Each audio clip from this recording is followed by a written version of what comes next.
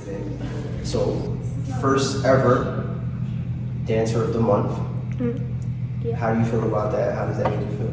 I feel really excited because it's a really big accomplishment. I feel like since I'm the first one, and since I'm very dedicated to dance, I feel like if it keeps going, I could get it again. If I keep being dedicated, it could lead to good achievements through dance in the future. Knees in. Knee point.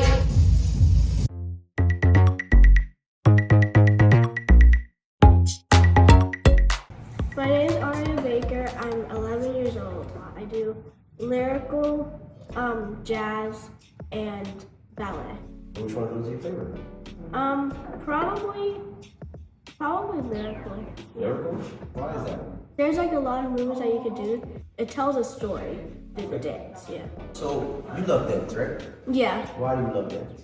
because there's so many different styles and it's just really fun to just show people a story through movements, through your body. Where does that come from? Where do you get that feeling of wanting to tell a story?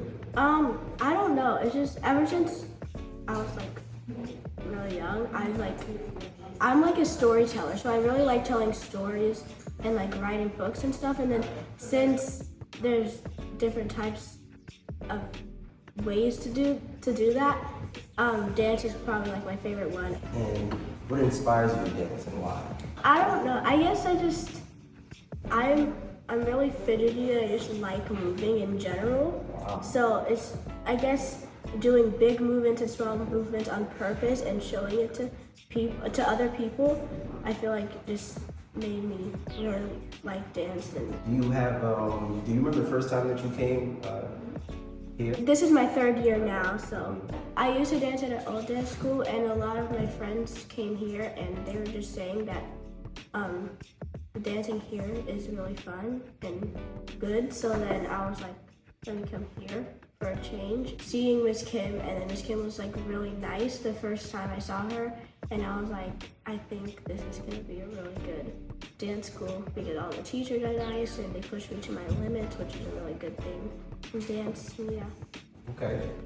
Is dance more competitive for you? It's probably more artistic in a way because, I don't have to do competition dance, it's just, I feel like it's better for me so I can get pushed to my limits, but I feel like it's more artistic because how I said, I like storytelling, and it's just, there's a whole bunch of different movements. It's like art, there's a whole bunch of different paints or types of art that you could do, and one of them is dancing, and I like doing all the different types. Nice. Do you paint? Yeah, I paint in color mostly. Yeah. And sometimes I draw. Yeah. I really like acting and modeling as side hobbies, but dance is my #1 priority. Other than school. It's my it's my second priority. Yeah. But You're like, Mom is listening. All right, so I've gotten a chance to get to know you a bit, right? I want to know, what are some challenges that you've sort of faced when it comes to dancing? What are some things that you've sort of gone through and overcome? Tell me how you overcame it. At my old dance school, we didn't have to audition, and when I came here, I was like, oh my gosh, we have to audition to get into company. So then I felt like I was just really scared, and I didn't know if I could make it into company. So I think I overcame that fear because I know that every year doing competitive dance and just any dance in general, I'm growing as a dancer. You're the Dancer of the Month. That's an achievement, would you say? Yeah. So how would you sort of express to somebody else that's younger than you that wants to do that? What would you tell them to do? I would tell them that just practice as much as you can at home, do your best during dance, and don't play around.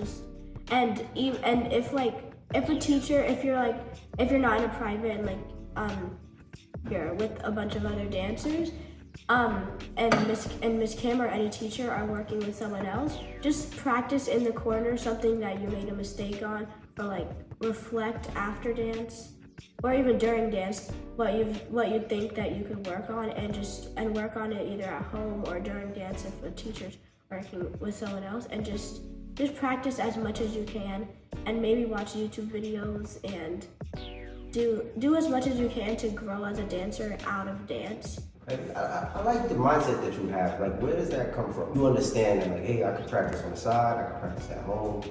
Where do you get that from? I don't know. I have a very optimistic mind. I don't know where I get it from. I think you could do anything if you really put your mind to it. So I think that kind of relates to practicing. If you really put your mind to practicing and getting the moves right. Yeah, oh, that's awesome. So, do you have any pre-performance rituals? Like, how do you get yourself ready, whether it's to come to rehearsal or whether it's competition or nationals or recital? How do you prepare yourself? Yeah, I'm not usually scared for competitions, but if I ever am, or like even auditions, I just say, do you want to get it? Then just practice. And if you think that you're ready for it, then don't worry. Don't spend most of your time worrying about it, and spend your time getting ready for it. And how I do that is either practicing or just keeping like a growth mindset, which is basically just thinking, yes, I'm ready, I can do this, don't be nervous, and just come to auditions just ready and confident. Well, I gotta let you know, I'm inspired. You know, I think I'm really happy that you're the first to do this, the first dancer of the month, because you set the bar really high. And I think I really appreciate your answers. They're very honest and candid. So I just want to say thank you. All right? And do you want to say anything else? I'm really grateful to be dancing here because it's an amazing dance school, and there's a lot of really nice teachers that push me to my limits, and that just makes me grow a lot as a dancer. Wow.